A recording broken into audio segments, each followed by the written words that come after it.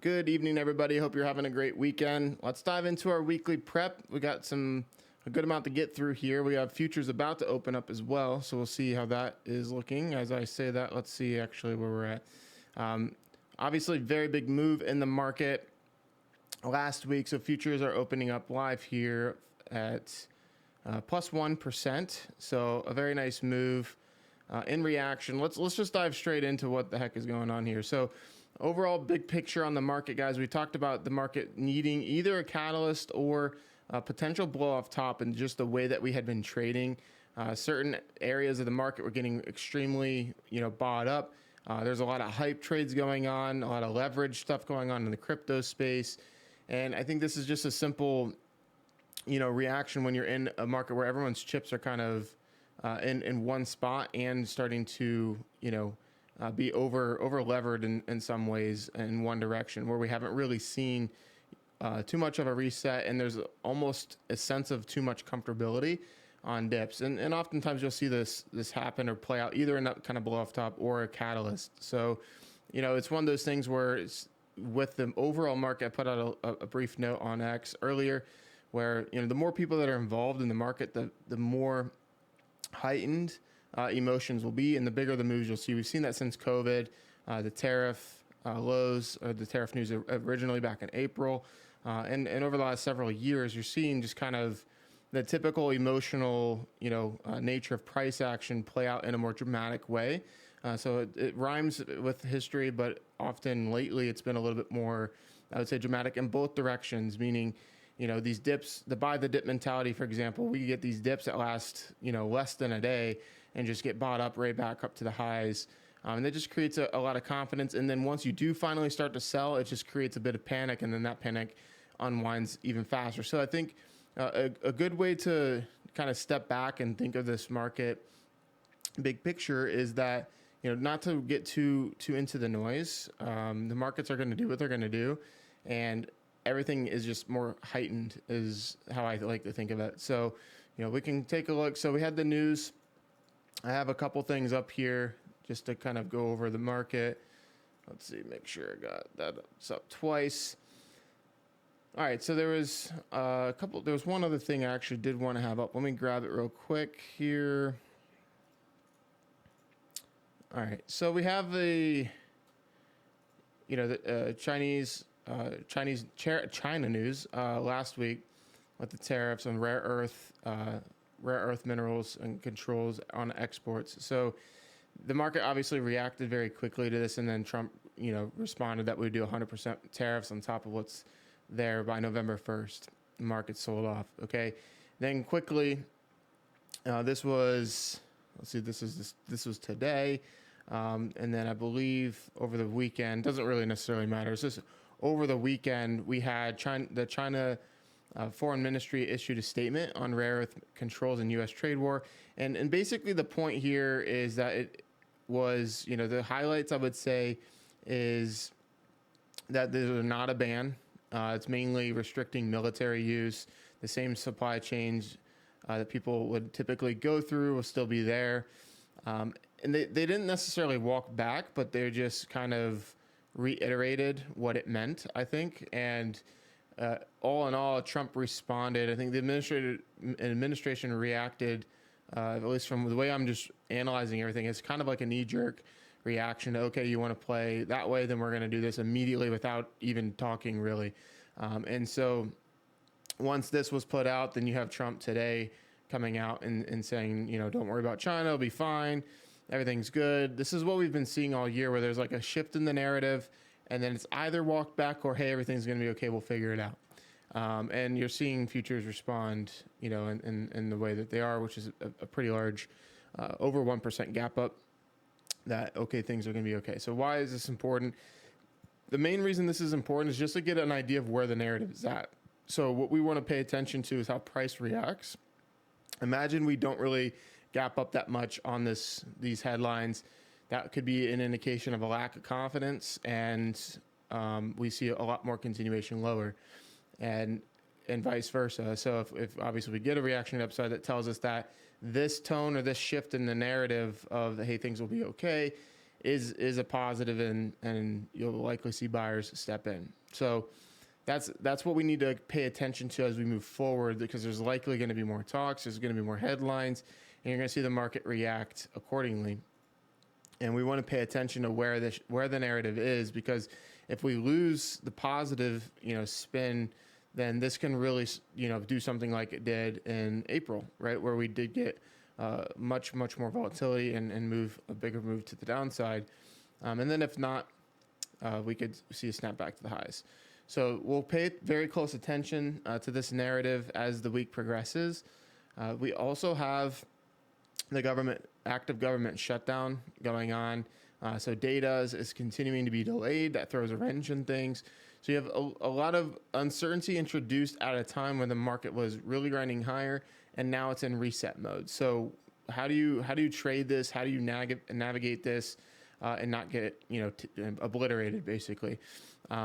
For me, the biggest thing is patience. I think when you have this kind of movement going, headline risk is elevated. There's a lot more uncertainty. And when you have uncertainty, the moves that you see are very similar to what you'd see in normal price action, just much more heightened, right? So if there's a failed breakdown or something, the measured move is going to likely be much more volatile or bigger. And a breakdown might be bigger. You're just seeing the range expand. This is a very, very large candle. So this is a lot of people moving in the market, a lot of money moving around. So now the money's got to basically reestablish itself. This type of move often takes time to become constructive. So the big theme for this week is patience for me, and not rushing the gun. I don't think there's any need to really rush anything in this market. As traders, we get the flexibility of being nimble, and we need to take advantage of that. That's a positive thing, not a negative. So there's going to be plenty of setups, a lot of moves. All right, and we don't need to catch every single one. So just stay patient, wait for a setup to be very clearly defined, take it. Win or loss, follow your plan. This type of environment is much less forgiving than other environments, right? Like all these buy the dips, right? A lot of people are trained to, okay, well, if my setup fails, if I hold it long enough, I might get bailed out.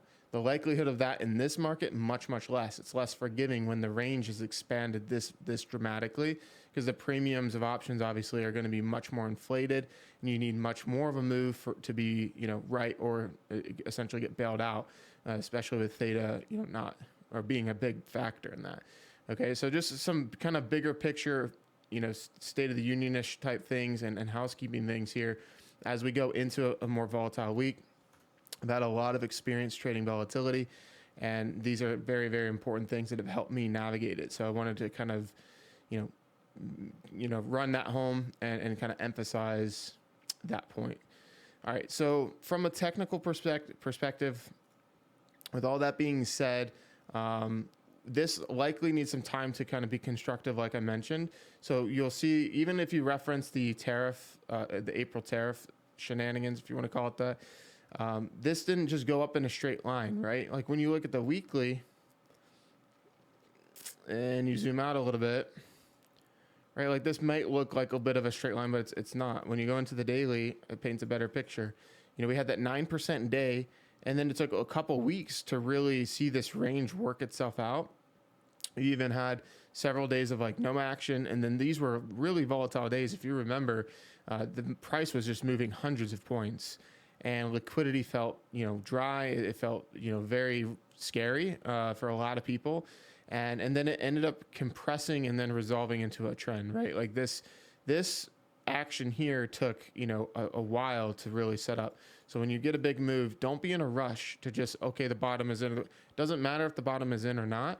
Let it set up a constructive price action, and take advantage of the setups that make sense to you and that are clearly defined. You're going to get a ton of people coming out of the woodworks talking about the bear market's coming, or we're going to drop another 25% from here, and then other people saying we're going to be back to the highs and new highs in a month. It's all noise, honestly, and it doesn't really matter for a trader.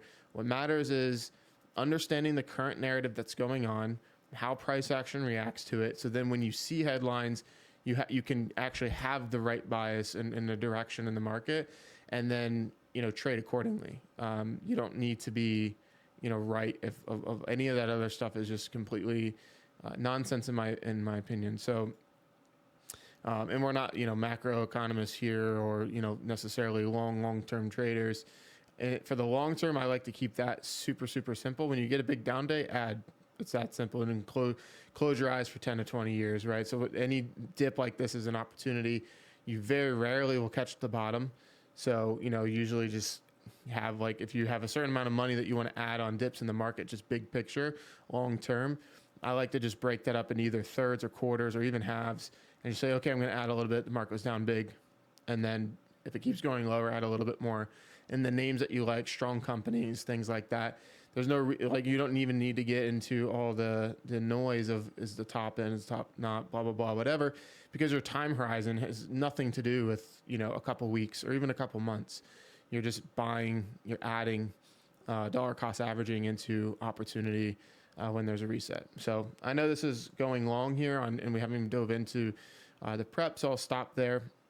But I think those points are important for everybody to consider. All right, so let's rifle through.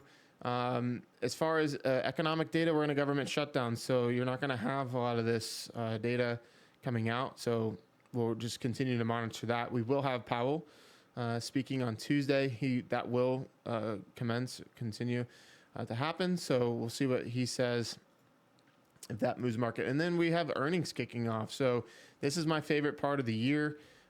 Each quarter is earnings season. I view it as like kind of like the playoffs. I used to not like it, but the way our playbooks evolved, I actually think it's one of the best times to be a trader.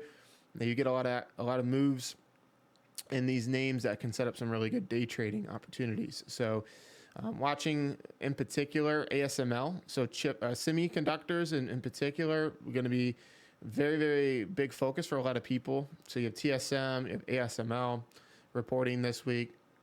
That's going to be big because you saw the first kind of sort of a crack, and then they got bought up. So you look at SMH, we had this big red day, and then it got completely bought back up. But then you got that news, and they're just, this is like, okay, the dip was bought, and then it got totally washed out. So you had so much panic on Friday, and a bit of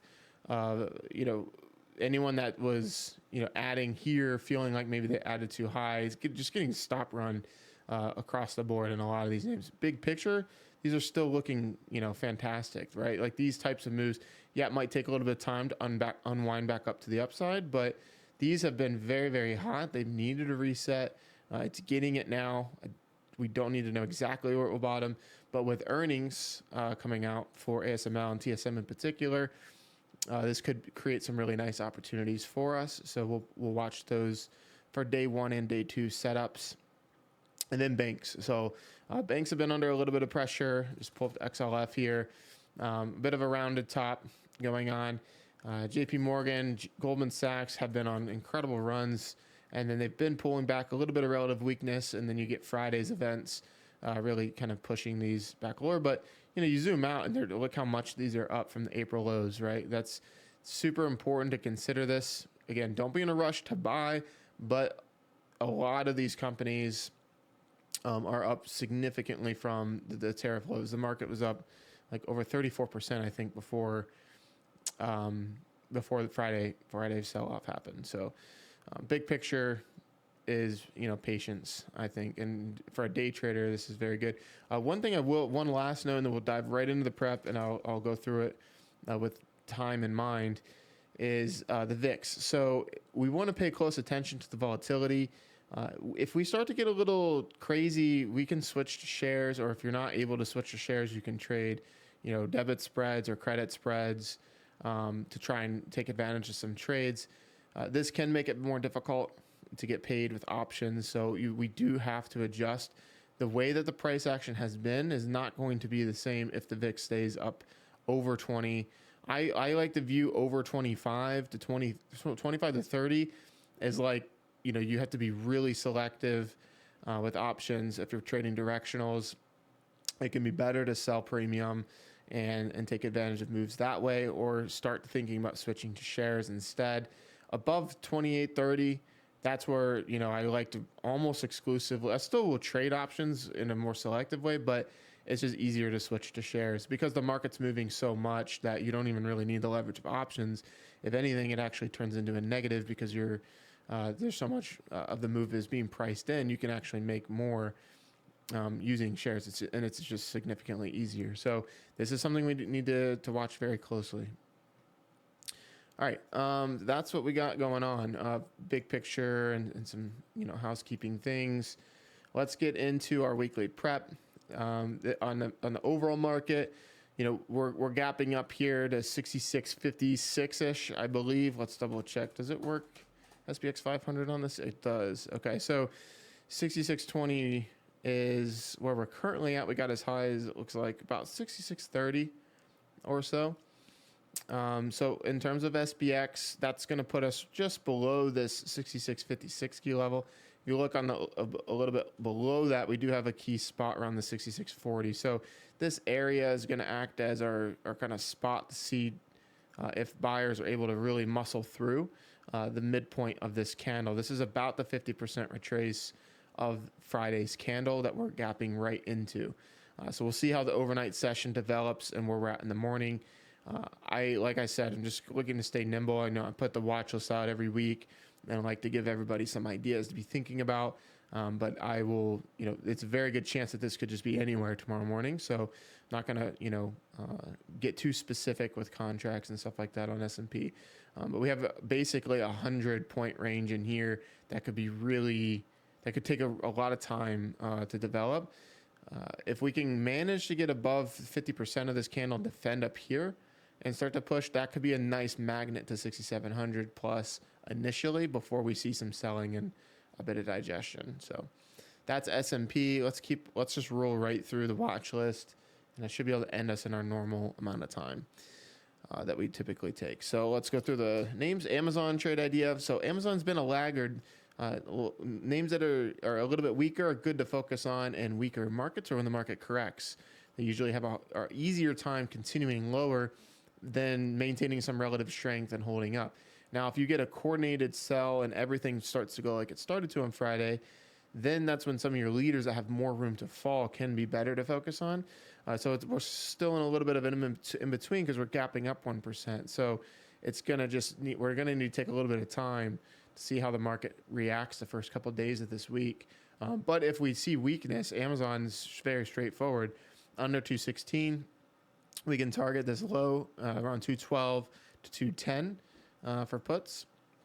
It's a very nice looking continuation setup. A lot of these charts are, in my mind, a little skewed just because of the news and the fact that we're going to gap up. So take it for what it's worth. I think the name selection will be what is more important. We're going to want to see how leaders react and how laggards move. We'll see if any defensive sectors pick up or not. So, you know, there's a lot that just remains to be seen, and we don't need to feel pressure to, you know, catch everything perfectly or right on time. The key thing is just focusing on the names that are moving the most. So like APP, for example, very broken chart after that SEC news. Okay. And so this is kind of floating back lower. This one had it coming, and, you know, it is what it is. I had to swing on and then took it off right before the news. But from here, if the market maintains any kind of weakness, the range is what's important. So notice like this move here is just like really, really, really slow. This candle is a good example of actually what to think about with the S&P right now. We have a candle that essentially breaks the chart, right? For a lack of better ways of putting it, kind of breaks what's been going on, right? It resets everything. And then you can see it takes some time to usually form the next kind of setup. So this one, you know, we moved back lower. I'm interested in two ideas. So we are gapping up. So the upside could come into play. The range being this big is what gives us some good opportunity. Under Friday's low, I think is just a very easy, quick magnet move to 545. And then if that breaks because of the potential of the broken chart, you could really unwind to 500 or lower if things get out of hand. So I think that could be very good if it plays out to the downside. For the upside, if we put in a higher low here and then reclaim 620, that could be good for the upside. So we'll want to keep an eye on APP. It's been a very big mover, so definitely worth watch. AVGO for the downs, another one for the downside more so. We've had, a very big move on the catalyst, really nice range expansion. Then things got really kind of tight and just didn't really go anywhere. This started to turn the corner, kind of like what NVIS did, but then Friday happened and we sold straight back off. I like how defined this 324 is. You have a high here at 317, previous high, and then a gap fill at 308. So again, if we see continued weakness in chips, then this could, be a very simple trade to the downside. Again, probably an inside day tomorrow with this gap up. So probably won't be too focused on this one going into tomorrow, but worth keeping an eye on. Netflix, so less affected by the news than other names. Now, obviously, if the news is kind of, being shaken off and trying to be shaken off, this could be less of a thing. But you can see this and Spotify are both kind of defensive names when it comes to the tariffs. We saw these maintain an incredible strength through a lot of that volatility that the markets had seen. So just keeping a close eye on that. And I just like the fact that this put in a massive failed breakdown at 1144. This stock, we've talked a lot about, and this range has been super difficult, and it's put in several failed breakdowns and failed in this range, and then ended up, instead of breaking down to 1100 like I and a lot of people thought it would, just defended again and put an even bigger failed breakdown in. So to me, this is just setting up really a large breakout to 1300 plus if it continues to hold. It might take a little bit of time, but want to keep a close eye on Netflix for that relative strength to see if that plays out. Oaklo, so this is an example of a leader, right? A leader in a sector that has been on fire. With this news, I could very well see Oaklo in particular gapping up more than other names and seeing a very nice move. So it's just been very hard for it to sell, even with the catalyst a couple weeks ago, and it made new highs on Friday. It gave some of that back, so that makes the daily candle a little bit difficult, but the hourly paints a little bit of an easier picture. If you look at the hourly, this is just trying to start a flag. So again, if we gap up and kind of hold in this range and turn, this could be a very nice and simple name to focus on. I do think that as long as this continues, we could see Oaklo try and make an attempt to like 200 and put, before it reverts, I think it needs more of like a blow off top at this point, or just a big fail at 108 or something. So watching the upside October or the weekly 150 calls on this. Okta, another example of a name that has been lagging. So in similar ways to Amazon, this one has been lagging and really put in a very structured bottom at 88. So this one caught my eye because of how well defined this 88 is, how well it's held. So if it fails to hold from here, we can break down to the yearly lows into around 80. First target would be like 85. A little bit harder to name to trade. That would view this more as like a swing, but you'd want to see the market sell for that to play out. If the sector maintains some weakness, it's just a very weak chart that is vulnerable to breaking down lower. All right, spot. So similar thesis to Netflix, but one thing about this I like technically is the failed breakdown at 671. So we have a little bit more of an active failed breakdown, or current failed breakdown at this key level at 671. We respected the 689.59 on Friday perfectly, which is a good thing that validated that spot. So if we gap up tomorrow, maybe a back test of this spot and recover. Could be an entry. We'll have to just see where things are at in the morning. But if this failed breakdown stays active, I'd be targeting move back into the 700s. All right, and then we already went over S&P, so that pretty much wraps things up. There are other setups that set out, like Charter, finally looking good for a swing again. Special, I would say bonus setup to watch for shares is this Duke Energy. So energy has obviously been a very strong theme. This was looking ready to turn up and break out through new highs. It's very, very coiled up on some relative strength. Net stood out to me, potential breakdown here, but again, market gapping up, so just have to kind of see how things move. Crypto got hit hard, so this 351.89 on coin, very defined, something to watch. ELF, in response to tariffs, could be a bit of a target for the downside. A lot of candles look like this, so depending on how things look, This is a bit of a double top near term, right? So if this can continue under Friday's lows, look for continuation there. And then I'll just call it Quantum. Quantum has been a name that, so if the market starts to, really unwind at all, or see a bigger continuation lower and correct further, these are names that have been just up significantly. If there's a real correction in the market, usually the hottest names will see the biggest moves lower. So that's something to watch. And then on the flip side, if we just recover and hold, you could see shorts get squeezed and this go, much, much higher. So it's just an important area of the market to just keep an eye on. All right, and with that, I will end the call. I hope you found it valuable. Let me know. If you have any other questions or any questions specifically, just let me know. Looking forward to get back in the saddle tomorrow morning. I'll see you all in the room.